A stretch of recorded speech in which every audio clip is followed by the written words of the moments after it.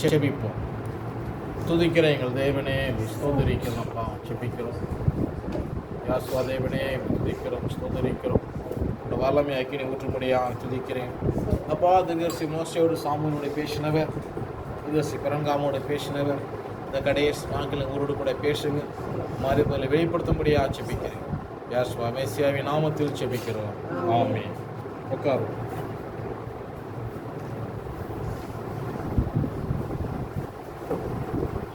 நம்முடைய ஆண்டவர் இரட்சகருமாகிய யாசுவா மேசியாவின் பரிசுத்தமான நாமத்திற்கு ஸ்தோத்திரம் உண்டாதாக. நான் வாசித்த போய் திரும்ப வாசிப்போம்.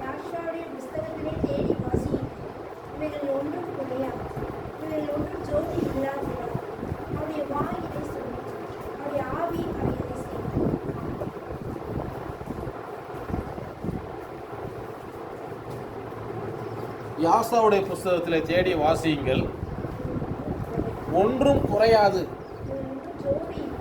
இப்போ குறைவில்லாமல் நான் வாழ வேண்டும். குறை என்னது? ஒரு குறையுமே கிடையாது.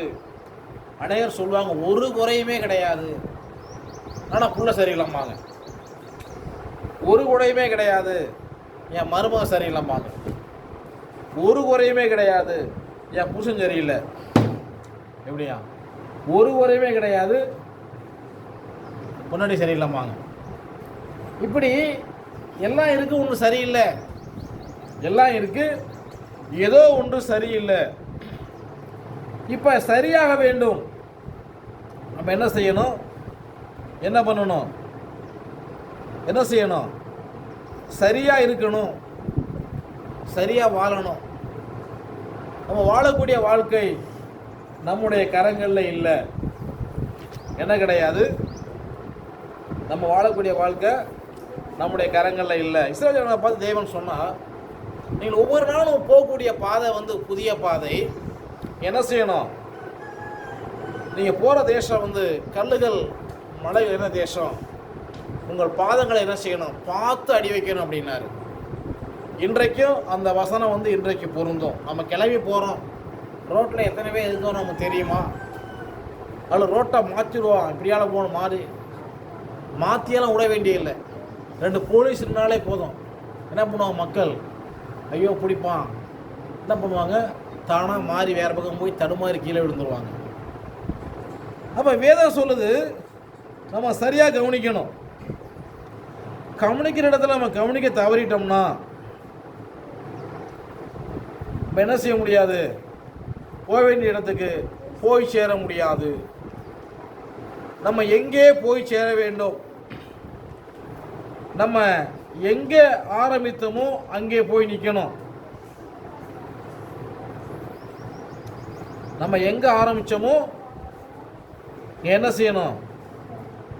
அங்கே போய் நிற்கணும். அதை நம்ம மறந்துடக்கூடாது. நன்றாக நம்ம அதை கவனிக்கணும். வாசிப்போம். உபாகமத்தின் புஸ்தகம் 29வது அதிகாரம் 29.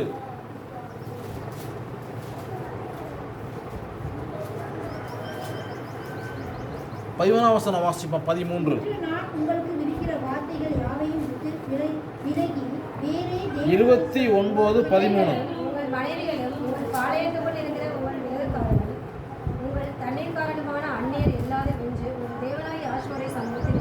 இங்கே வேதம் சொல்லுது, உங்களில் உங்கள் பிள்ளைகளும் உங்கள் மனைவிகளும் உங்கள் பாளையத்துக்குள் இருக்கிற உங்கள் விறகுக்காரன் அன்னைக்கு சிலிண்டர் பாய், இன்னைக்கு யாரு?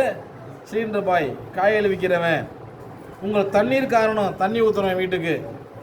அந்நியர் எல்லாரும் இன்று உங்கள் தேவனாகிய யாசுடைய சமூகத்தினுக்கு. யாசுவாவுடைய சமூகம். யாசுவானா சரியான பேரை சொல்கிறேன். இஸ்ரவேல் அவருக்கு பேர் யாசுவா தான். பழைய படப்புள்ள யாசு, புதிய படப்புள்ள மெசியா. 14ஆம் வசனம் சொல்லுது,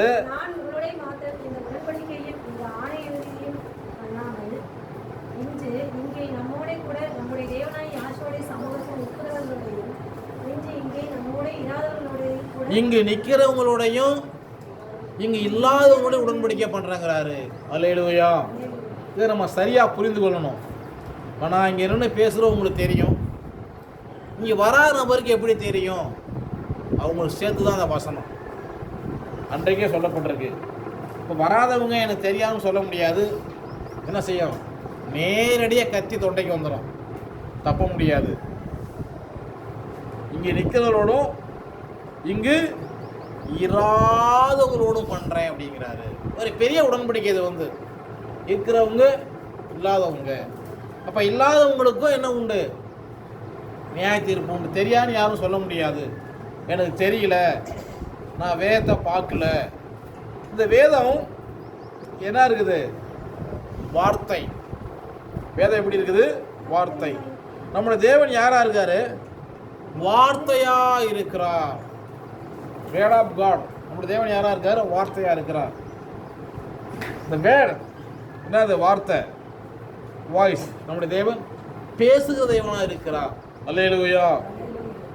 நம்முடைய தேவனை நம்ம பார்க்க முடியும். என்ன செய்வோம்? நம்ம காண முடியும். நம்முடைய தேவனிடத்துல நாம் பேச முடியும். நம்முடைய தேவனை நாம் தொட முடியும். என்ன செய்ய முடியும்? நம்முடைய தேவனை நம்ம கண்டிப்பா தொட முடியும். நம்முடைய தேவனை நாம் காண முடியும். அவரை நம்ம பார்க்க முடியும். அவரை தொட முடியும். அவருடைய சத்தத்தை நாம் கேட்க முடியும். அல்லேலூயா. இவை யாவும் உண்மையே. காண முடியும், பார்க்க முடியும், பேச முடியும், தொட முடியும். இவை எல்லாமே உண்மை சம்பவங்கள். என்னது? இவையெல்லாம் உண்மை சம்பவங்கள். ஒரு வசனத்தை நம்ம வாசிப்போம். 1 தெசலோனிக்கேயர் புஸ்தகம் 5வது அதிகாரம் 18வது வசனத்தை வாசிப்போம். 5:18. எல்லாவற்றிலேயும் ஸ்தோத்திரம் செய்யுங்கள். அப்படி செய்வதே யாசோன் விஷயத்தில் உங்களுக்கு தேவனுடைய சித்தமாய் இருக்கிறது. எல்லாவற்றிலும் ஸ்தோத்திரம் செய்யுங்கள். அல்லேலூயா. அப்படி செய்வது யாசோன் விஷயம் குறித்து எப்படி தேவனுடைய சித்தமாய் இருக்குது. எல்லாவற்றிலும் ஸ்தோத்திரம். யோபு பார்க்கணும். யோபு சொல்றாரு, யாசுவா கொடுத்தார், யாசுவா எடுத்தார், யாசுடைய நாமத்துக்கு ஸ்தோத்திரம். அல்லேலூயா. எல்லாவற்றிலும் நம்ம ஸ்தோத்திரம் செய்யணும் தேவனுக்கு. அவருடைய சித்தம். அடுத்து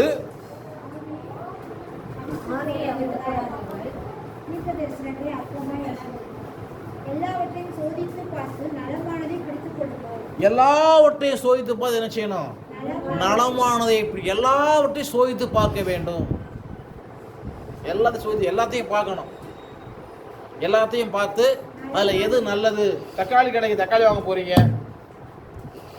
போனவே முதலாவது கேள்வி கேட்பேன், பொறுக்கி எடுத்துக்கலாமா? சார் சொல்ல பொறுக்க முடியாது, நான் அள்ளி போடுறதாம்மா. அப்போ வேணாம் போ. அப்போ பொறுக்கி எடுத்துலாம் என்ன செய்ய முடியும்? பார்த்து பொறுக்க முடியும். சில கடை உருளைக்கிழங்கு நான் அள்ளி பொறுக்க முடியாது. போ. என்னது? பொறுக்கி எடுத்துக்கிறான். இப்போ பொறுக்கி தான் எடுத்துக்க முடியும். இப்போ இந்த பொருளை பொறுக்கி வாங்கலாம். தோரமருப்பு போய் பொறுக்கி வாங்க முடியுமா? என்ன செய்ய முடியாது? தோரமருப்பு போய் பொறுக்கியெல்லாம் வாங்க முடியாது, அள்ளி போடுறதான். இப்போ வேதம் நம்ம சரியாக நம்ம கவனிக்கணும். வாசிப்போம். 1 யோவானின் புஸ்தகம் 1வது அதிகாரம் 1வது வசனத்தை வாசிப்போம்.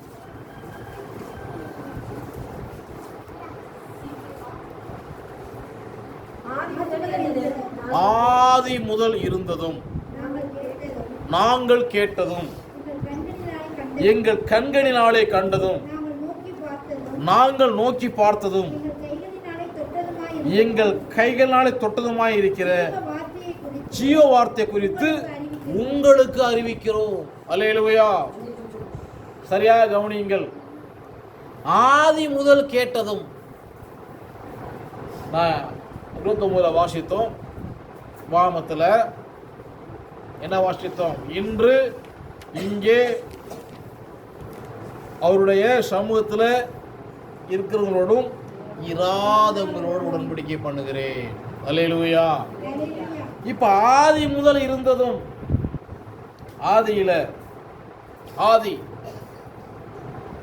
இந்த பிகினிங், ஆதியில என்ன இருந்தோம்? நாம் தேவனோடு இருந்தோம். ஆதியில தேவனோடு இருந்தோம், அவருடைய சிந்தையில இருந்தோம். ஆதியாகமம் 2ஆம் அதிகாரம் 7ஆம் வசனம் சொல்லுது, அதை வாசிப்போம். ஆதியாகமம் 2:7.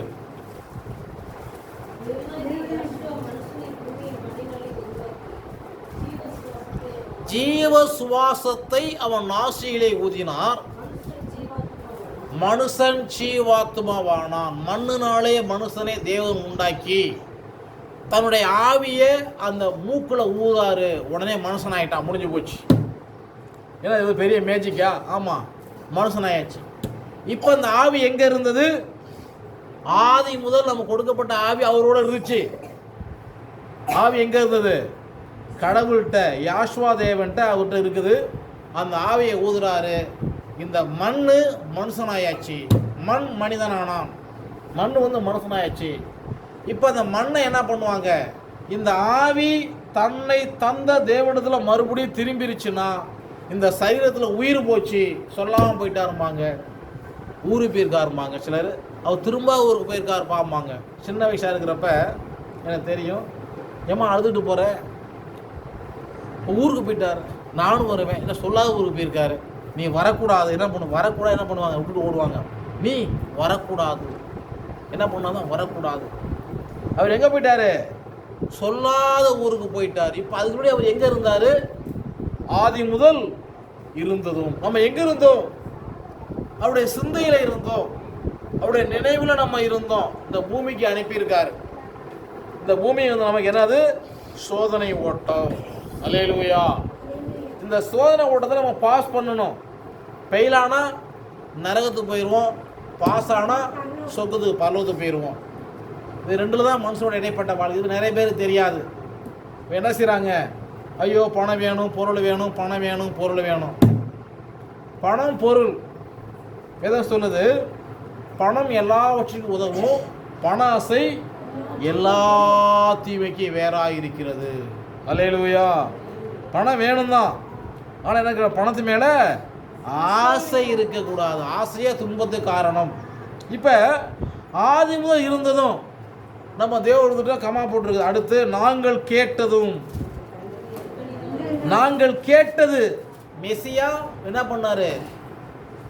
சீசர்களுக்கு போய்தான் ஆரம்பத்தில் அவர் சொல்ல சொல்ல மோசே கேட்டார், எழுதினார். நாங்கள் கேட்டதும் எங்கள் கண்களினாலே கண்டதும். என்ன பண்ண? கண்களினால என்ன பண்ணாங்க? மெசியாவை கண்டார்கள்.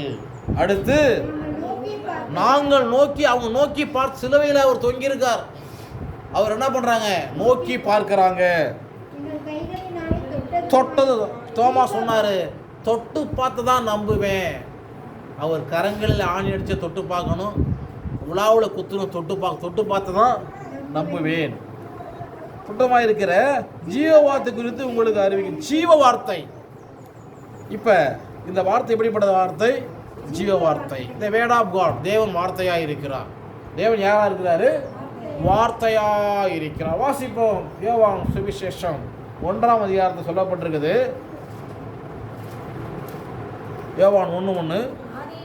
ஆதியிலே வார்த்தை இருந்தது, அந்த வார்த்தை தேவனிடத்தில் இருந்தது, அந்த வார்த்தை தேவனாய் இருந்தது.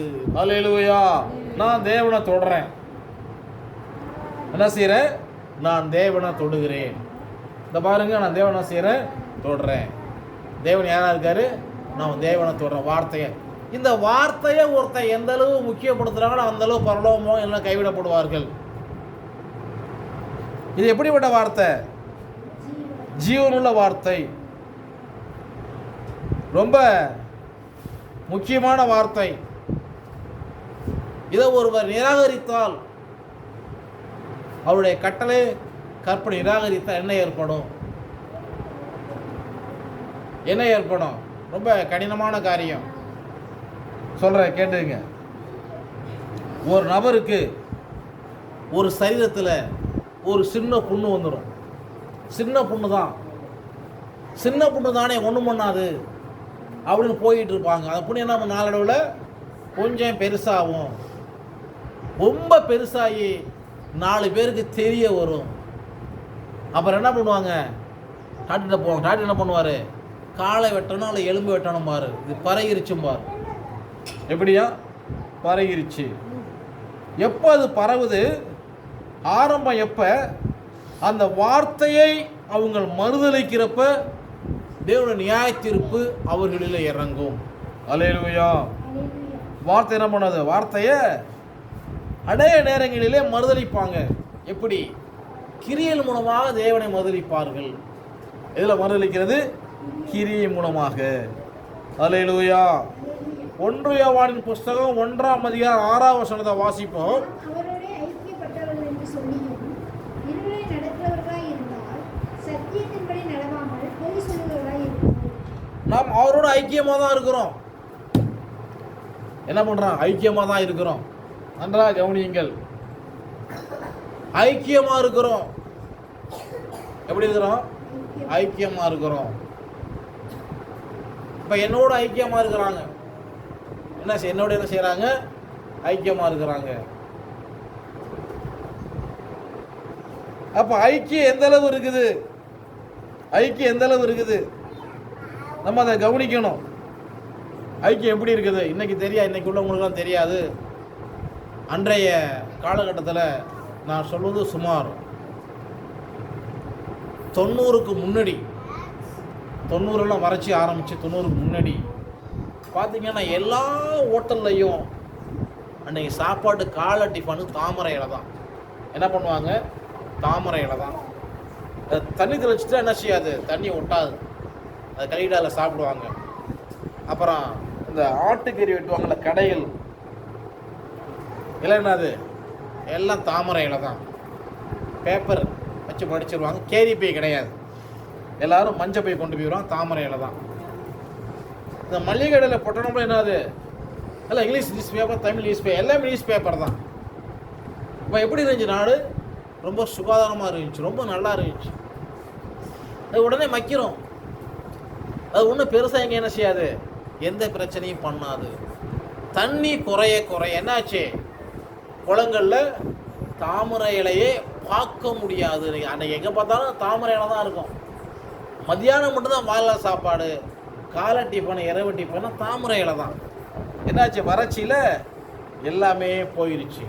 இப்போ தாமரை இலையை நான் என்ன சொன்னேன்னா, அதில் தண்ணி பட்டா என்ன செய்யாது, அது ஒட்டாது. இன்னைக்கு சிலரோட ஐக்கியம் தேவன்கிட்ட எப்படி இருக்காருங்கன்னா, தேவனே தேவனே என்னை ஆசிரியுமாங்க, என்ன செய்ய மாட்டாங்க, அவரோடு ஒட்டி உறவாட மாட்டார்கள். அல்லேலூயா. எப்படி தாமரை இலையில நீர் ஒட்டுவது இல்லை, எப்படி தாமரை இலையில நீர் ஒட்டாது. நீ என்ன பண்ணுங்க, போய் தாமரை இலையை தேடி பிடிச்சி தண்ணி தெளிச்சு பாருங்க, என்ன பண்ணிடுறான், அது ஒட்டவே ஒட்டாது, என்ன பண்ணாலும் ஒட்டாது. குளத்துல தண்ணி உயர உயர என்ன செய்யும், தாமரை இலை மேலே வந்துக்கிட்டே இருக்கும். இறங்குறப்ப என்ன ஆகிடும், அப்படியே கீழே இறங்கி தொட்டாசினிங்க மாதிரி. தொட்டாசினியை பார்த்துருக்கீங்களா, மிகப்பெரிய மூலிகை மருந்து. கவனிங்க, அந்த ஜீவன் வெளிப்பட்டது, அது என்ன பண்ணுச்சு, பிதாவிடத்திலிருந்து எங்களுக்கு வெளிப்பட்டமாய் நித்தியமாய் இருக்கிற அந்த ஜீவன் நாங்கள் கண்டு அதை குறித்து என்ன செய்யறோம், சாட்சி கொடுத்து அதை உங்களுக்கு அறிவிக்கிறோம். இப்ப அவரோடு நாம் ஐக்கியப்படும் சொல்லியும் இருளிலே நடந்தால் சத்தியத்தின்படி நடவாமல் பொய் சொல்லுவதாய் இருப்போம். அல்லேலூயா.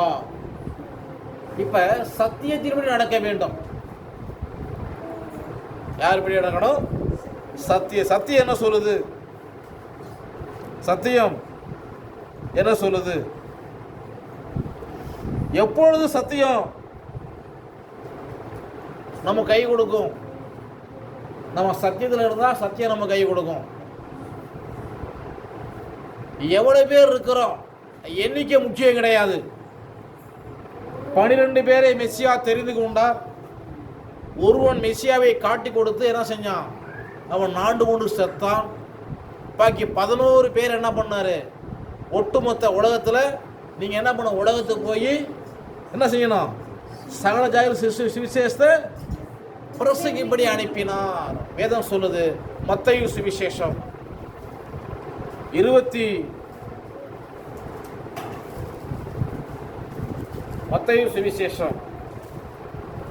19வது அதிகாரம்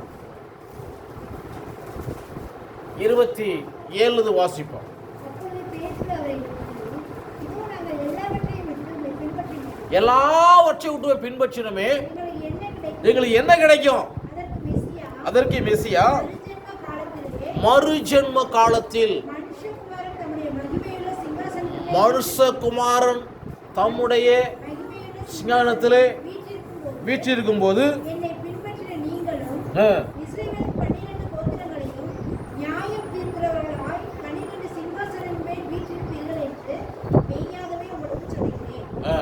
அடுத்த வசனம் இல்லை வாசிப்போம். நம்ம கவனமாக கவனிக்கணும். தேவனை பின்பற்றவங்களுக்கு என்ன செய்யறாரு? தேவனை பின்பற்றவங்களுக்கு என்ன செய்யறாரு?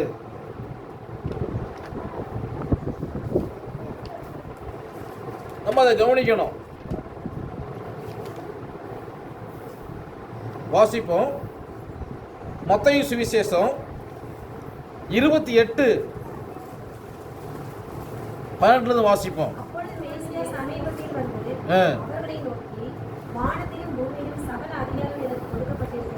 என்ன சொல்றாரு? வானத்திலும் பூமியிலும் என்ன பண்ணுது? எனக்கு சகல அதிகாரமும் கொடுக்கப்பட்டிருக்குது. அல்லேலூயா. இந்த வானத்திலும் பூமியிலும் சகல அதிகாரம் படைத்த ஒரே தேவன் இஸ்ரவேலின் தேவன். அவர் பேர் இஸ்ரவேல்ல யாசுவா மெசியானா, உலகம் உள்ள யாசுவா மெசியா தான். அல்லேலூயா. அடுத்த வாசிப்போம். ஆகையால் புறப்பட்டு போய் சகல ஜாதிகளை சீசராக்கி, எல்லா ஜாதியும் தேவனுக்கு சீசனா மாறணும். அதான் தேவனுடைய ரட்சிப்பு, அதான் தேவனுடைய சித்தம். எல்லாரும் அவருடைய பிள்ளையா மாறணும். யார் நரது போகக்கூடாது. அவ்வளோதான். இப்போ எல்லாரும் என்ன செய்யணும்? அவருடைய பிள்ளையா மாறணும். இப்போ எல்லாரும் அவருடைய பிள்ளைகளா இருக்கிறாங்களா? இல்லை, எல்லாரும் அவருடைய பிள்ளை கிடையாது. அப்போ என்ன செய்யணும்? அவரு மாற சொல்றாரு. எல்லாரும் என்ன பண்ண? அவருடைய பிள்ளையா மாறுங்க. மாற எங்க போலாம்? பரலோகம் போலாம். இப்போ எல்லாரும் அவருடைய பிள்ளையா மாறணும். ரொம்ப முக்கியமான காரியம். எப்படி மாறணுமா? பிள்ளைகளா மாறணும். சீசராகணும். எல்லாரும் என்ன செய்யணும்? மெசியாவுக்கு சீசராகணும். அப்ப என்ன சொன்னாரு? பிதா குமாரன் பரிசுத்தாவி. பிதாவுடைய பேர் தெரிஞ்சிருக்கணும். ஒரு சரியான பிள்ளை தாப்பனோட பேர் தெரிஞ்சிருக்கும். வேசி பிள்ளைக்கு என்ன தெரியாது? அப்பா பேர் தெரியாது. என்ன தெரியாது? அப்பா பேர் தெரியாது. அப்பா பேர் தெரியாது. நம்ம அதை கவனிக்க வேண்டிய இடத்துல சரியா கவனிக்கணும். அப்பா பேர் என்ன சொன்னாங்க? அம்மா சொன்னாங்க அப்பா வெளிநாடு போயிருக்காராம், வருவான்னு சொன்னாங்க. வந்த ஏற்பாடு தான் பேர் தெரியும். அப்போ எப்போ வருவான்? இப்படி அவன் சொல்லிக்கிட்டே இருக்கிறான்னு வச்சுக்குவோம். இப்போ என்ன தெரியணும்? பேர் தெரியணும். நம்முடைய பரம தகப்பனுடைய பேர் நமக்கு என்ன செய்யணும்? பூமியில் யாரும் அப்பா அம்மா இருக்கலாம், அது பூமிக்குரிய வாழ்க்கை. ஆனால் பரலோகத்துக்கு போகிறதுக்கு அவருடைய பேர் நம்ம என்ன செய்யணும்? அவசியம் தெரிஞ்சிருக்கணும். இஸ்ரவேலில் அவருடைய பெயர் யாசுவா மெசியானா, உலகம் உள்ள அவருடைய பெயர் யாசுவா மெசியா தான். வச்சிருக்க பரிசுத்த வேதாகமம் மொழிபெயர்க்கப்பட்டதான வேதாகமம். என்ன கிடையாது? இது பரிசுத்த வேதாகமமா? என்ன கிடையாது? ஒரிஜினல் பிரதி கிடையாது. இது என்னது? மொழிபெயர்க்கப்பட்டது. எபிரேய மொழியிலிருந்தும் கிரேக்க மொழி மொழிபெயர்க்கப்பட்டது. டிரான்ஸ்லேஷன், டிரான்ஸ்லேஷன் வேற, டிரான்ஸ்லேட் வேற. பெயரை டிரான்ஸ்லேஷன் பண்ண முடியாது. என்ன செய்யணும்? இதை டிரான்ஸ்லேட் தான் பண்ண முடியும். பேரு, ஒரு மனுஷனுடைய பேரு எந்த ஊர் போனாலும் மாறாது. இப்போ இஸ்ரவேலின் தேவன் நம்ம இஸ்ரவேல தேவன், இஸ்ரவேல ஒரு பேர் என்னது? அதே பேர் தான். இப்போ பேரை குறித்து நம்ம பார்ப்போம்னா அதை சரியாக தெரிஞ்சுக்கணும். ஒரு குடும்பத்தில் ஒரு குழந்தை பிறந்தா அந்த குடும்பத்தில் உள்ள பெரியவர்கள் என்ன பண்ணுவாங்க, கூட்டு விசாரிப்பாங்க, இந்த பிள்ளைக்கு என்ன பேர் வைக்கலாம் அப்படின்னு கேட்பாங்க. அல்லது குழந்தை பிறந்த ஒரு பாடு போவாங்க, ஃபஸ்ட்டு இது மாதிரி குழந்தை பிறந்த சொல்லுவாங்க. சொன்ன ஒரு பாடு நான் பெருசு சொன்னோம், இந்த குழந்தைக்கு என்ன பண்ணு, இந்த பேர் வை, இந்த பேர் வை அப்படிம்பாங்க. அந்த பேர் என்ன பண்ணிடுவாங்க, உடனே வச்சுருவாங்க, முடிஞ்சு போச்சு. ஏன்னு கேட்பாங்க, நம்ம குடும்பத்தில் என்ன பண்ணாங்க, இது மாதிரி ஒருத்தர் இருந்தார், அவர் பேர் தான் சொல்லி சொல்லிடுவாங்க. அதான் அந்த குழந்தைக்கு பேர். இப்போ இஸ்ரவேலின் தேவனுக்கு தமிழ்நாட்டில் பேர் வைக்கிறாங்களாம். 4 பிராமணர்கள் அவனுக்கு என்ன செய்கிறாங்களாம், பேர் வச்சு தான் உன் சாமிக்கு பேர் இருந்தால் போ. மனுஷனுக்கே தேவன் பேர் வைக்கிறார், இந்த பேரை வச்சுக்கோன்னு சொல்லிட்டு. ஒரு சாட்சியை நான் வாசிக்கிறேன், நீங்கள் வாசிங்க. ஆதியாகமத்தின் புஸ்தகம் 16ஆம் அதிகாரம் 16ஆம் வசனத்தை வாசிப்போம். ஆதியாகமம் 16:11.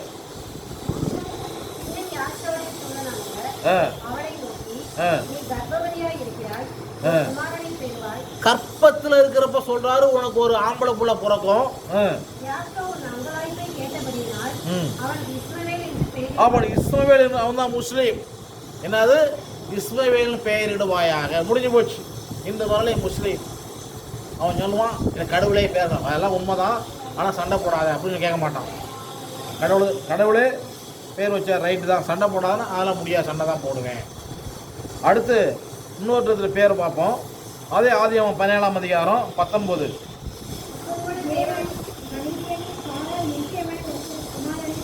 இப்போ சாராளுக்கு புள்ள கிடையாது, அவரும் 100 வயசுல புள்ள கிடையாது.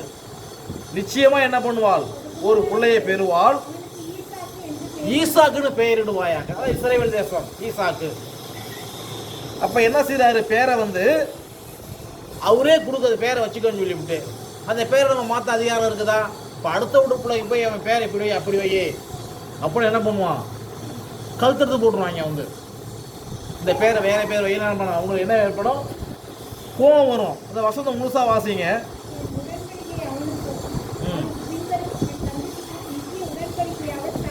உடன்படிக்கையை ஸ்தாபிக்கும்படியாக பேர் வைக்கப்படுது ஈசாக்கு என்று சொல்லி. அல்லேலூயா. நன்றாக நம்ம கவனிக்கணும். அப்ப அந்த பேரை அவரே சொல்றாரு, இந்த பேர் வச்சுக்கணும்னு சொல்லி. சரி, மூன்றாவதாக நம்ம நேர புதிய ஏற்பாடு வந்துட்டோம் சொன்னா, மத்தேயு சுவிசேஷத்துல 1ஆம் அதிகாரம் 19 வாசிப்போம்.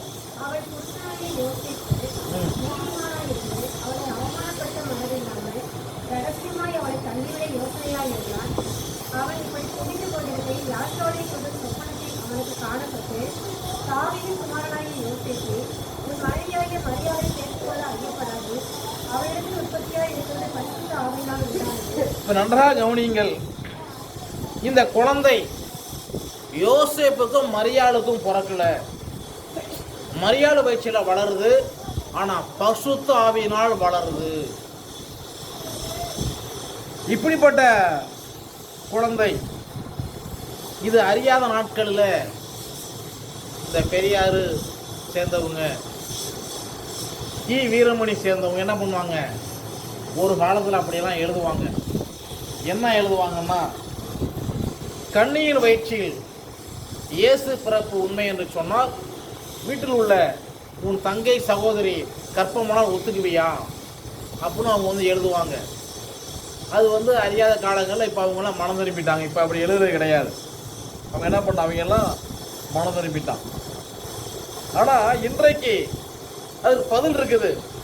என்ன செய்கிறாங்க, டெஸ்டிப்பில் குழந்தைய உண்டு பண்ணுறாங்க. டெஸ்டிப்பில் குழந்தைய அன்னைக்கு அவங்களுக்கு பதில் சொல்ல முடியாமல் இன்றைக்கு பதில் இருக்குது. இப்போ நம்ம வசனத்து நேராக வர்றப்ப இந்த குழந்தை எப்படி உற்பத்தியானது, பரிசுத்த ஆவியால் உற்பத்தியானது. இப்போ இந்த குழந்தைக்கு என்ன செய்கிறாரு, அவரே பேர் வைக்கிறாரு. குழந்தை யார் பேர் வைக்கணும், ஒன்று தாப்பன் பேர் வைக்கணும் அல்லது தாய் வைக்கணும். இப்போ இந்த இடத்துல கடவுளே பேர் வைக்கிறாரு. 21ஆம் வசனம் வாசிப்போம்.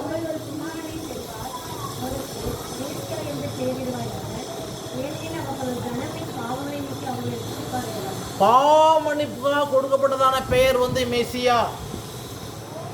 தமிழ் பைபிளில் இயேசுன்னு கொடுக்கப்பட்டிருக்குது. நன்றாக கவனிக்கணும். இயேசுங்கிறது அவருடைய பெயர் கிடையாது. அப்போ இயேசுங்கிற பேர் உண்மைன்னு சொன்னால் அப்போ ஜீசஸ் யாரு? பிரிட்டிஷ்காரன் என்ன செய்யறான்? ஜீசஸ் அது யாரு? சரி, ஜீசஸ் உண்மைன்னு சொன்னால் பரமேஸ்வர் யாரு? இந்தியில் பரமேஸ்வர். அப்போ ஈஸ்வரன் யாரு? அப்போ மொழிக்கு ஒரு பேர் வைக்கிற அளவு இவர் என்ன கிடையாது, தரங்கெட்டவர் அல்ல. அல்லேலூயா. இவர் பசுத்தாவியினால் கன்னி மரியாள் வயிற்றுல உற்பத்தியான தேவன். தூதனே பேரை சொல்லிட்டாரு, இவருக்கு என்ன பண்ணு, மெசியான்னு பெயரிடுவையாக. இது ஆர்சி பைபிளில் தெளிவாக இருக்குது. ஆர்சி பைபிளில் லூக்கா எழுதின சுவிசேஷம் 2ஆம் அதிகாரத்தில் நம்ம 8 வாசித்து அந்த பகுதியில் தெளிவாக சொல்லப்பட வாசிப்போம். லூக்கா இல்லை லூக்கா இதில் வாசிப்போம். ஆர்சி பைபிள் இங்கே இருக்குது. 2ஆம் அதிகாரம் நம்ம 8 வாசிக்கணும்.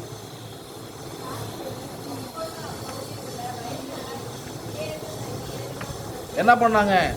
இடையர்கள்லாம் யாரு? கீதாரி, அவங்க ஆடு மேய்க்கிறவங்க தங்கி இருக்கிறாங்க.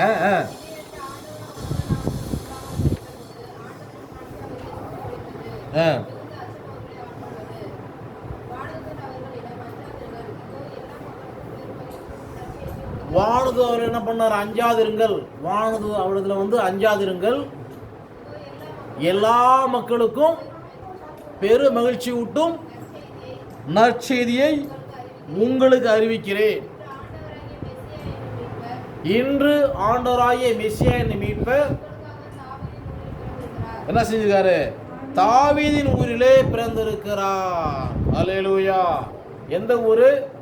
தாவீதின் ஊரில் பிறந்திருக்கிறாரு. பெத்லஹேம்ல, ஜெருசலேம் இன்றைக்கு சன்னடுக்கிற இடத்துல அவர் அன்னைக்கு பிறந்தார். அங்கே அவர் கொடுக்கப்பட்ட பேர் வந்து, தூண கொடுக்கப்பட்ட பேர் வந்து மெசியா. தமிழில் மெசியாங்கிற பேரை கொடுத்துட்டு ஒரு 1700 வருஷம் கழிச்சு என்ன செய்கிறாங்க? இவங்க ஒரு பேர் இயேசுன்னு கொடுக்குறாங்க. எப்படி வந்து பொருந்தும்? இது என்ன செய்யாது? ஒருபோதும் பொருந்தாது. இதை கேட்கிற ஒவ்வொரு தேவனுடைய பிள்ளை என்ன பண்ணுங்க? இந்த பேரில் உள்ள பிரச்சனையை சரி செய்து இந்த பேரில் ஞானஸ்தானம் எடுத்து என்ன பண்ணுங்க? தேவனுடைய பிள்ளைகளாக இருங்க. தேவன் உங்களை ஆசீர்வதிப்பா. இப்போ நம்ம ஆரம்பத்தில் வாசித்த பகுதிக்கு நாம் கடந்து வருவோம். 1 யோவானின் புஸ்தகத்தில் 1ஆம் அதிகாரத்தில் ஆதி முதல் இருந்ததும் நாங்கள் கேட்டதும் எங்கள் கண்களாலே கண்டதும் நாங்கள் நோக்கி பார்த்ததும் எங்கள் கைகளால் தொட்டதுமாயிருக்கிற ஜீவ வார்த்தை. இந்த வார்த்தை வந்து உயிருள்ள வார்த்தை. மெசியா மரித்தார், இன்றைக்கு உயிரோடு எழுந்திருக்கிறார். இது வந்து உயிருள்ள வார்த்தை உங்களுக்கு அறிவிக்கிறோம். அந்த ஜீவன் வெளிப்பட்டது. அது என்ன பண்ணுது? பிதாவிலிருந்து வெளிப்பட்டது. 1 யோவானில் வாசிக்கிறோம் இந்த பகுதி. இப்போ யோவான் சுவிசேஷத்தில் அவர் என்ன சொல்றாரு?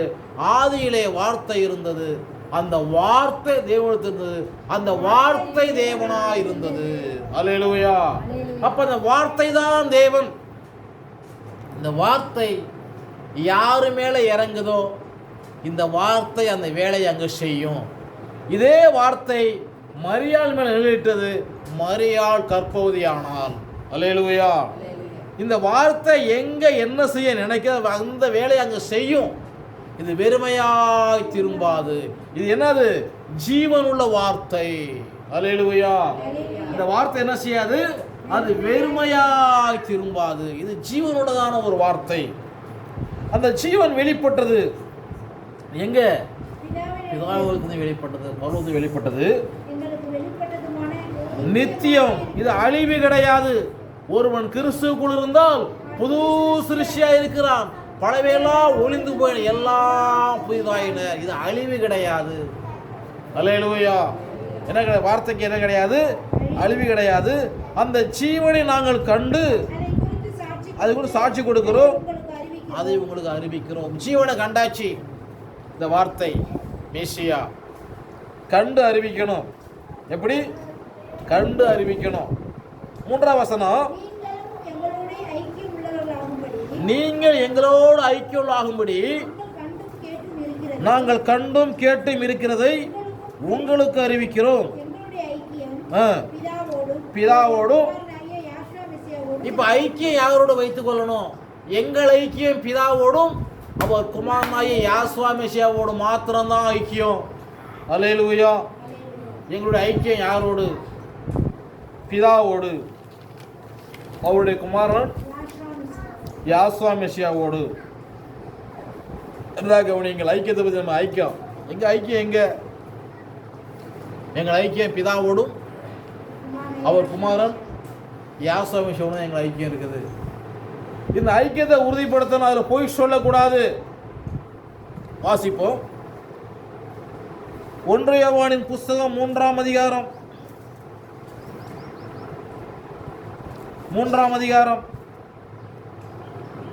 1 வாசிப்போம். நாம் தேவனுடைய பிள்ளைகள் என்று அழைக்கப்படுவதனாலே எவ்வளவு பெரிதென்று பாருங்கள். உலகம் அவர் அறியாதபடினாலே நம்மையும் அறியவில்லை. இப்ப தேவனுடைய பிள்ளைன்னு யார சொல்லுது? வேதம் அவருடைய பிள்ளையை சொல்லுது. இங்க தமிழ்நாட்டில், இந்தியாவில் என்ன சொல்லுது? தேவனுடைய பிள்ளை வந்து ஒன்லி பிராமணர் தான், மற்றவெல்லாம் கிடையாது அப்படின்னு சொல்லுது. இவன் என்ன பண்ணிட்டான்? இந்த வேதத்தை உள்ளபடி மொழிபெயர்த்தோம்னா நமக்கு ஆப்படிச்சிருவான், திரிச்சு விட்டாங்க.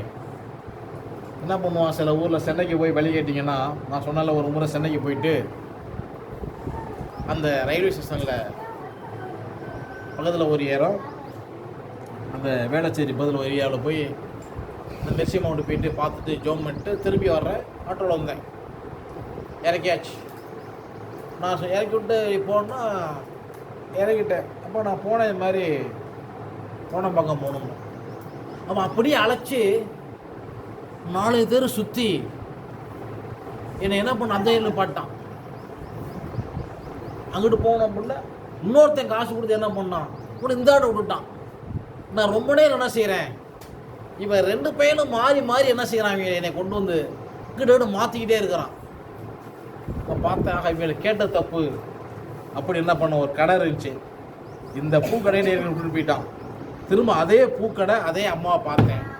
அம்மா உள்ளார எப்படி போகணும், இந்த இப்படியே மேலே போகணுச்சு. போன ரயில்வே ஸ்டேஷன் மேலே ஏறி என்னது மேலே போய் வந்துட்டேன். அட பாவிகளை, என்னை அரை மணி நேரம் கிட்டு அழைச்சி விட்டுட்டீங்களே, ஏன்னா தெரியாத ஊருக்கு. வேதம் சொல்லுது, ஊருக்கு போகிற வழியை 3 அறியாதபடினால அவன் தொல்லை எல்லாரும் இழைக்க பண்ணுமா. இப்போ போகிற வழி தெரிஞ்சிருக்கணும். மெசியா சொன்னார், நானே வழியும் சத்தியமும் ஜீவனுமாக இருக்கிறேன். அல்லேலூயா. எப்படி? அவர்தான் வழி, அவர்தான் சத்தியம், அவர்தான் ஜீவன். அந்த ஜீவன் நமக்குள்ளே வெளிப்பட வேண்டும். என்ன பண்ணணும்? அந்த ஜீவன் நமக்குள்ளே வெளிப்பட வேண்டும். இப்போ 1 யோவான் 3ஆம் அதிகாரத்தில் 2ஆம் வசனத்தை வாசிப்போம். பிரியமானவர்களே, இப்பொழுது நாம் தேவனுடைய பிள்ளைகளாக இருக்கிறோம். அடுத்து எப்படி இருப்போம்னு இன்னும் வெளிப்படலை. ஆயிலும் அவர் வெளிப்படும் போது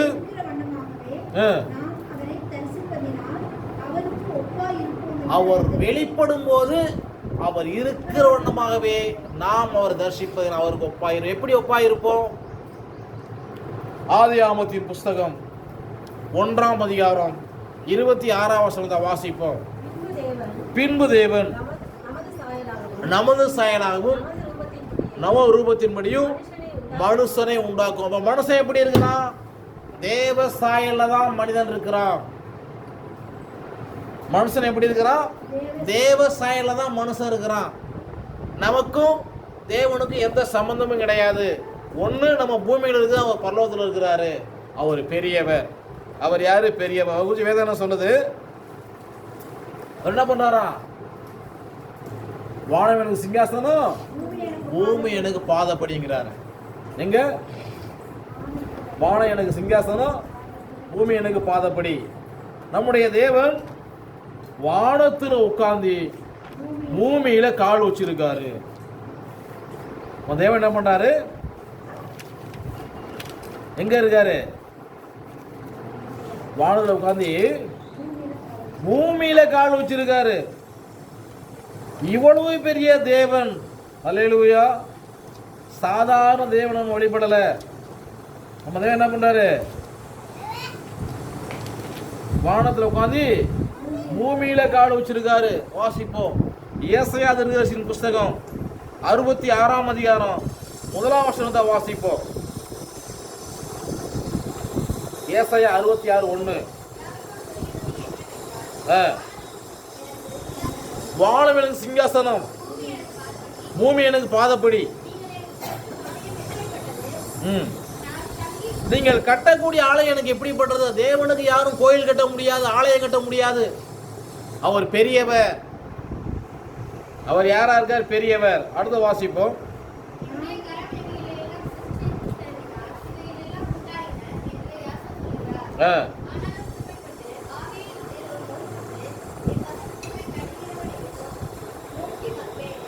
சிறுமைப்பட்டு ஆவியில் இருந்து தேவனுடைய வார்த்தைக்கு யார் ஒருத்தர் நடுங்குறார்களோ அவர்களை அவர் நோக்கி பார்ப்பேன்னு சொல்றாரு.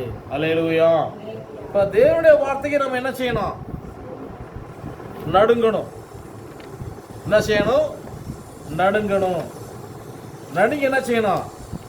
அவரை நோக்கி பார்க்கணும். நோக்கி பார்த்தால் என்ன செய்யறாரு? நம்ம மேல என்ன செய்யறாரு? நம்மளுக்கு நம்மளை அதை வாசிப்போம். சிறுமைப்பட்டு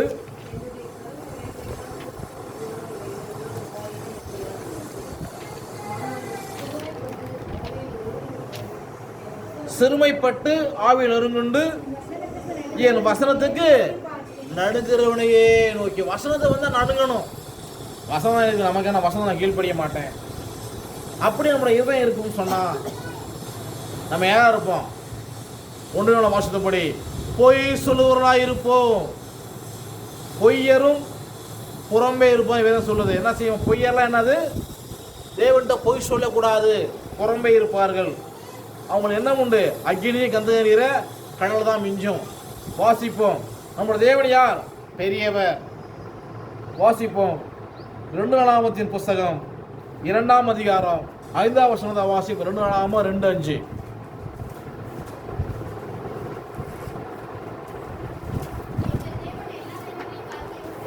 எங்கள் தேவன் எல்லா தேவர்களை பார்க்கிலும் பெரியவர். இப்ப நம்முடைய தேவன் யாரு? எல்லா தேவர்களை பார்க்கிலும் பெரியவர். ஆகையால் நான் கட்டப்போகிற ஆலயம் எப்படி இருக்கும்? பெரிதாயிருக்கும். என்னுடைய தேவன் எல்லா தேவர்களை பார்க்கிலும் பெரியவர். யார் அவர்? பெரியவர். எல்லா தேவனை பார்க்க யாரு? பெரியவராயிருக்கிறார். ஆகையால் நான் கட்டப்போகிற ஆலயம் எப்படி இருக்கும்? பெரிதாயிருக்கும். அப்ப அந்த பெரிய தேவன் தனக்கு ஆலயத்தை கட்டுறாரு. தன்னுடைய கையினால கட்டுறாரு. மனுஷனை உருவாக்குறார். அல்லேலூயா. அந்த மனுஷனுக்குள்ள தன்னுடைய ஆவியை ஊதுறாரு. மனுஷன் ஜீவனானான், ஜீவாத்மாயிட்டான். இப்ப நம்ம எல்லாரும் யாரு? ஒவ்வொரு மனுஷனும் தேவனுடைய ஆலயம். இந்த ஆலயத்தை எப்படி வச்சிருக்கணும்? பரிசுத்தமா வச்சுக்கணும். வேதம் சொல்லுது. வெளிப்படுத்தல் விசேஷம் 22ஆவது அதிகாரம் 15 வாசிப்போம். 22:15.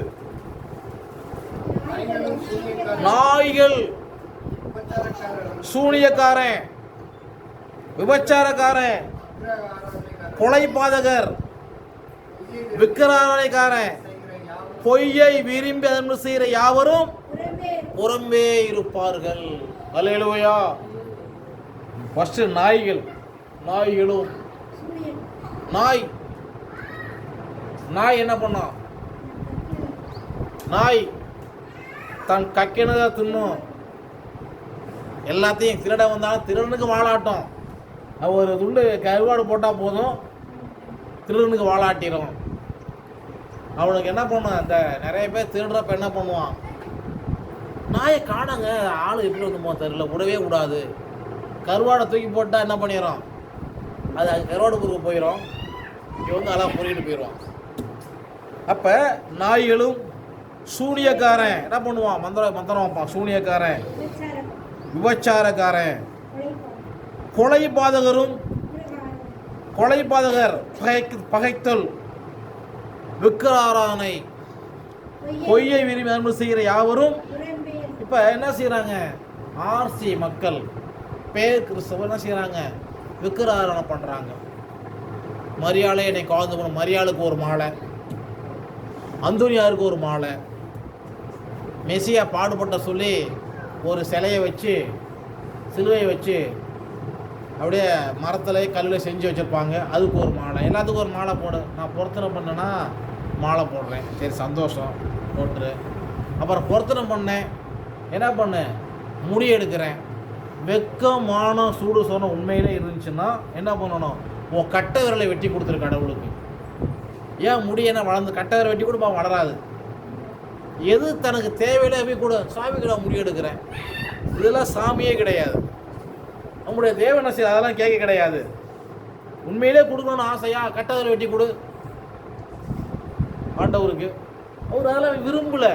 நம்முடைய தேவன் பழியை விரும்புகிற தேவன் அல்ல. அவர் என்ன பண்றாரு? ஏசாயா 1:19 வாசிப்போம்.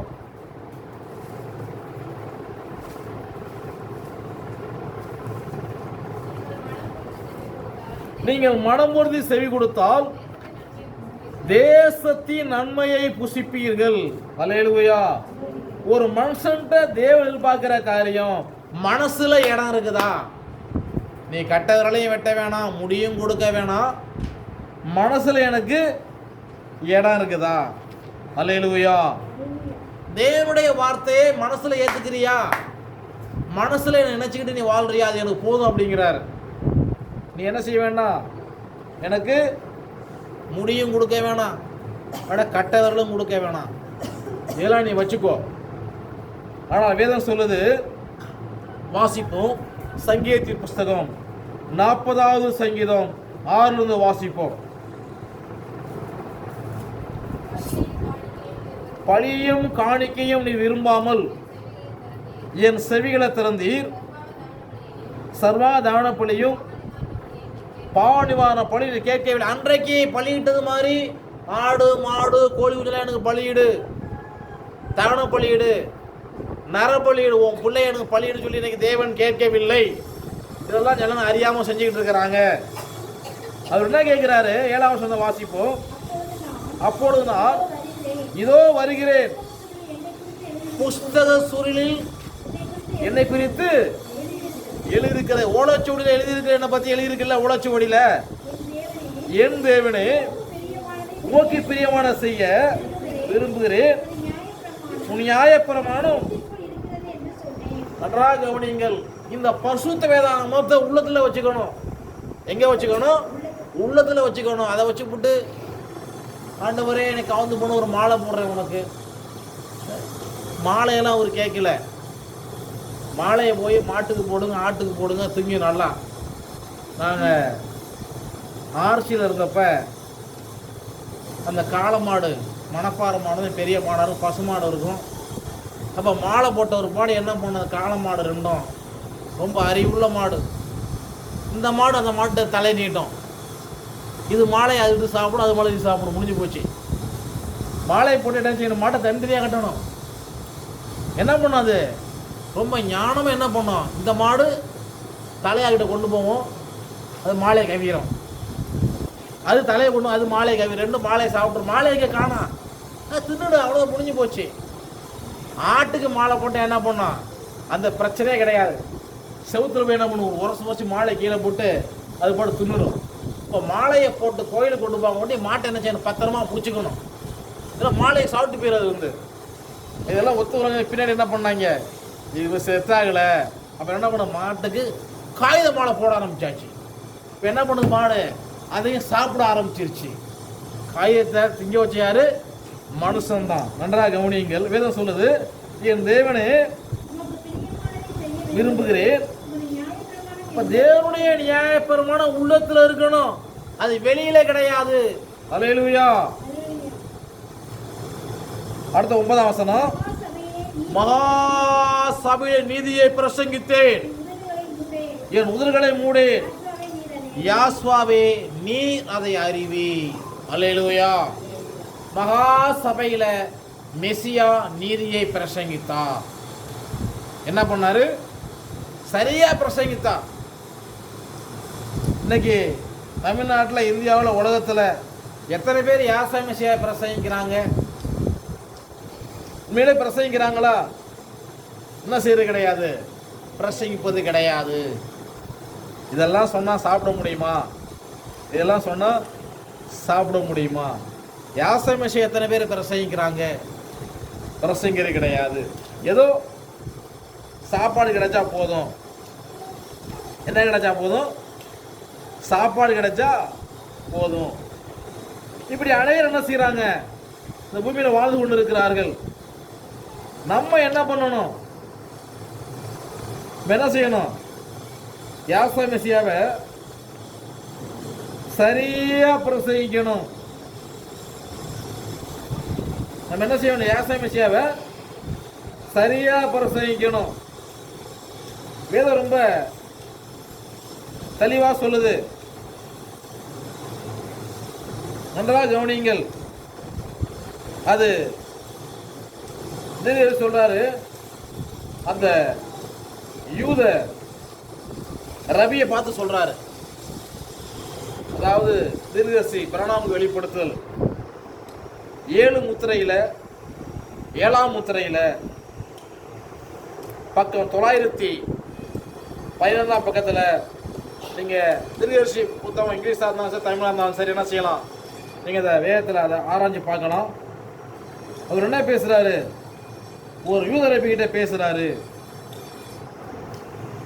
915 பேசுகிறாரு. 104வது பாராவில் அவர், அதை நான் பிரசங்கித்தால் கீழே பள்ளத்தாக்கிலே நான் என்னுடைய போஜனத்துக்காக நான் பிச்சை எடுக்க நேரிடும் என்றார் யூத ரபி. அதை நான் பிரசங்கிச்சா நான் பிச்சை எடுக்கணும். அப்ப யாரை நம்பி பிரசங்கிக்கணும்? மெசியாவை நம்பி பிரசங்கிக்கணும். இப்ப நியாயப்பிரமாணம் உள்ளத்துல இருந்தா பிச்சை எடுக்க விட்டுருவாரா? நியாயப்பிரமாணம் எங்க இருந்தா? உள்ளத்துல தான் ஒரு மனுஷனை பிச்சை எடுக்க விடுவாரா? அவங்க என்ன செய்யறாங்க? என்ன பண்றாங்க? உண்மையா பிரசங்கிக்கிறதே கிடையாது. வாசிப்போம். அதே 1 யோவான் புஸ்தகத்துல 1 யோவான் 3ஆம் அதிகாரத்துல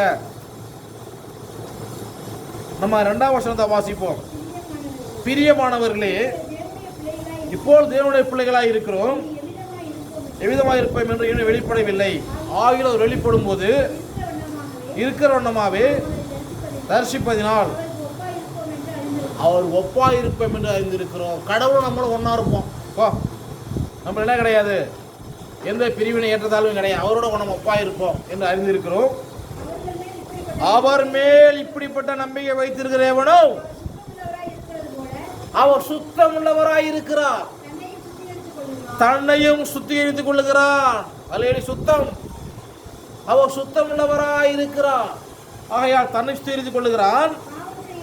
பாவம் செய்கிற எவனும் நியாயப்பிரமாணத்தை மீறுகிறான். நியாயப்பிரமாணத்தை மீறுவதே பாவம். அல்லேலூயா.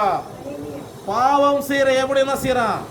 நியாயப்பிரமாணத்தை மீறுகிறான். நியாயப்பிரமாணத்தை மீறுவதே பாவம். அல்லேலூயா. ஒரு தகப்பன் தன்னோட பிள்ளைகளுக்கு கட்டளை கொடுக்கிறார்.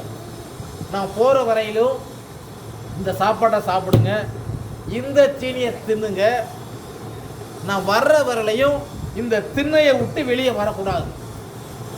வந்தா என்ன பண்ணுவேன்? உங்களை தண்டிச்சிருவேன் அப்படிங்கிறார். என்ன செய்யறாங்க? உட்கார்ந்து இருக்கிறான். கொஞ்சம் நேரம் ஆச்சு, தகப்பனூர நேரம் ஆயிடுச்சு, புள்ள பார்க்குது, எப்படி ஏதோ ஒத்து வராது, நான் போய் ரோட்டில் போய் பார்த்துட்டு வரேன் எப்படி இருக்காருன்னு சொல்லிட்டு. என்னாச்சு? இங்கிட்ட போய் பார்க்க போகிறோம் அந்த சைடு. ஆனால் அவர் என்ன பண்ணுறாரு? இன்னொரு சுற்றி என்ன செய்யறாரு? உள்ளே வந்துடுறாரு. வெண்ணாயிட்டான். ஒரு சில நிமிஷத்தில் சொன்ன வார்த்தையை காத்து கொள்ள முடியல. இப்போ யார் ஆயிட்டான்? இவன் குற்றவாளி ஆயிட்டான். அல்லேலூயா. நம்ம என்ன பண்ணக்கூடாது? குற்றவாளி ஆகக்கூடாது.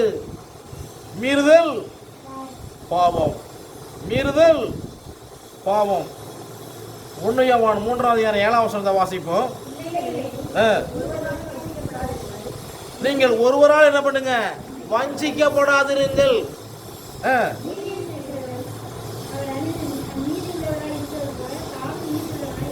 நீதியா இருக்கணும். எதெல்லாம் நீதி, எதெல்லாம் அநீதி, எதெல்லாம் நீதி, எதெல்லாம் அநீதி, எது நீதி, எது அநியாயம், எது நியாயம், எது அநியாயம். இப்ப சாராளுக்கும் ஆகாருக்கும் இஸ்ரவேலருக்கும் இஸ்மாயிலுக்கு என்ன பிரச்சனை? ஒப்பந்தம் என்ன? ஆபிரகாமுக்கு சாராளுக்கு புள்ள இல்லை, சாராள் அவசரப்பட்டாங்க சீக்கிரம் பிள்ளையோடன்னு சொல்லிட்டு. அதனால வேற வழி இல்லை, வேலைக்காரி கூப்பிட்டு ஆபிரகாமு மடியில் கொடுத்தாங்க. உடனே சாராள் கர்ப்பவதி ஆயாச்சு. சரி பரவாயில்ல. உடனே என்ன பண்ணியாச்சு, நாச்சியாரை நிந்திக்க ஆரம்பிச்சாச்சு மலடின்னு சொல்லி. அது கூட பரவாயில்ல. பிற்பாடு சாராளும் கர்ப்பவதி ஆகுறாங்க. பிள்ளை பெற்று ஒப்பந்தம் மடியில் கொடுத்துடணும். ஆகார் பிள்ளை பெற்று சாராள்கிட்ட கொடுக்கணும். இப்போ என்ன, உடன்படிக்கையே முறிச்சாச்சு. இப்போ பிள்ளை என்ன பண்ணாங்க, சாராளுக்கு எதிராக வளர்க்க ஆரம்பிச்சிட்டாங்க. இதுதான் உடன்படிக்கையை முறித்து போட்ட மிகப்பெரிய துரோகம். அதனால என்ன ஏற்படுது, இன்று வரையிலையும் யுத்தம் நடந்துகிட்டு இருக்குது. இதில் முக்கியமான விஷயம் என்னன்னு கேட்டால், ஆபிரகாமை அடக்கம் பண்ணுவதற்கு இஸ்மவேல் ஈசாக்கு தான் அடக்கம் பண்ணுறாங்க. அதான் இன்று இருக்கிறதாங்க அந்த முக்கியமான ஜெருசலேம், அந்த மவுண்ட் சொல்லக்கூடிய அந்த கல்லறை. இந்த கல்லறையை அடக்கம் பண்ணுறது இவன் சொல்கிறான், நீங்கள் இஸ்மாயில் அடக்கம் பண்ணார். அவன் சொல்கிறான், நீங்கள் ஈசாக்கு அடக்கம் பண்ணார். அப்போ கல்லறை 2 பேரும் சொந்தம். இது யாரும் சொல்கிறது? சொல்கிறான், இது உலகத்தில் என்ன கிடையாது, யுத்தமே கிடையாது. எல்லாரும் ஒரு தாக்கம் பிள்ளைங்க. இப்போ யார் இவங்க சமாதானப்படுத்துகிறோம்? என்ன செய்கிறாங்க இவங்க சமாதானப்படுத்தினா எந்த இது விற்பனையாகாது, விளவும் சுவிச்சமாக இருக்கும். இப்போ என்ன செய்கிறாங்க, ஒரு தாக்கம் பிள்ளை என்ன செய்கிறாங்க, சண்டையிட்டுக்கிறாங்க. என்ன பண்ணுறாங்க, சண்டை போட்டுக்கிறாங்க. இப்போ நம்ம என்ன செய்யணும், என்ன பண்ணணும், இவர்களுக்காக ஜெபம் பண்ணணும். வேதனை சொல்லுது, நீ ஒரு நாளும் வஞ்சிக்கப்படாதிருங்கள். அல்லேலூயா. 2 பேரும் வஞ்சிக்க இடம் கொடுக்க கூடாது. இஸ்மாயிலும் வஞ்சிக்க இடம் கொடுக்க கூடாது. என்ன பண்ண, ஈசாக்கும் வஞ்சிக்க இடம் கொடுக்க கூடாது. இப்படியே விட்டுவாரா?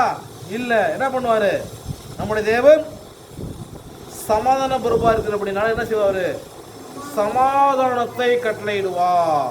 அல்லேலூயா. நம்மளோட தேவன் யாரு, சமாதான பிரபு. ஆகையால என்ன பண்ணார், அவரு சமாதானத்தை கட்டளையிடுவார். அதை பற்றின சில ரகசியங்கள் உண்டு. இதை நம்ம என்ன செய்ய முடியாது, பொது வெளியில் சொல்லக்கூடாது. யாருனாலும் பார்க்கலாம், அதனால பொது வெளியில் சொல்லக்கூடாது. வந்தால் என்ன செய்யலாம், நம்ம அதை தெளிவுபடுத்தலாம். அது அப்படியே இருக்கட்டும். இப்போ நம்ம தேவனுடைய வார்த்தை என்ன சொல்லுது, ஒரு நாளும் வஞ்சிக்கப்படாதிருங்கள். நம்ம என்ன பண்ணக்கூடாது, வஞ்சிக்கப்பட. என்ன வாசித்தோம், 1 யோவான்ல 1ஆம் வசனத்தில், 1 யோவான் 1ஆம் அதிகாரத்தில், நாங்கள் தொட்டதும் கேட்டதுமான ஜீவ வசனம். இந்த வசனம் தொடணும். அப்போ தொட்டு ஆசீர்வதிக்கப்பட்ட நபரை நம்ம தெரிந்து கொள்ள வேண்டும். தொட்டு ஆசீர்வதிக்கப்பட்ட யார் வேதத்தில்? லூக்கா சுவிசேஷம் 8ஆம் அதிகாரம் 44ஆம் வசனத்தை வாசிப்போம். லூக்கா 8:44.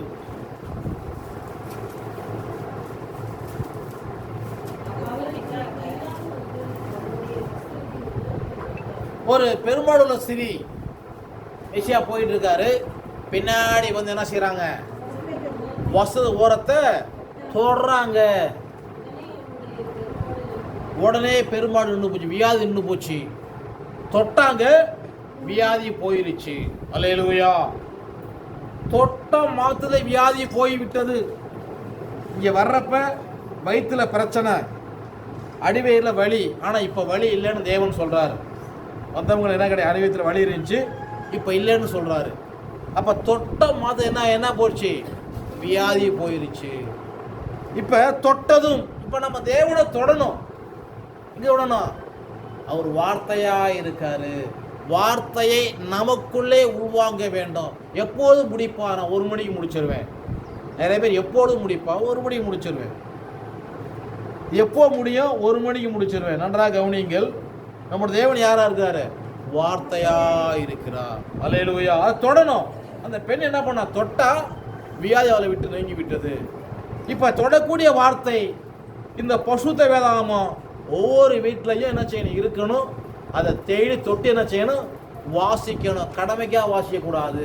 தொட்டு பயபக்தியா வாசித்த என்ன உண்டு? உன் வாழ்க்கையில காணப்படுகிற வியாதி உன்னை தொடராது. அல்லேலூயா. தொட்டு பயபக்தியா வாசிக்கணும். அதனால பொட்டு வச்சு பூச்சி மாலையெல்லாம் போட்டக்கூடாது. என்னது? இது பரிசுத்த வேதாகமம். இது என்ன செய்யணும்? பரிசுத்தமா பாதுகாக்கணும். டயம் கிடையாது. மணி ஆயிடுச்சு. மணி 1 மணி ஆயிடுச்சு. ஜெபம் பண்ணுவோம். தேவன் நம்மளை ஆசீர்வதிப்பாராக. நான் ஒரு பாடலை பாடுவோம்.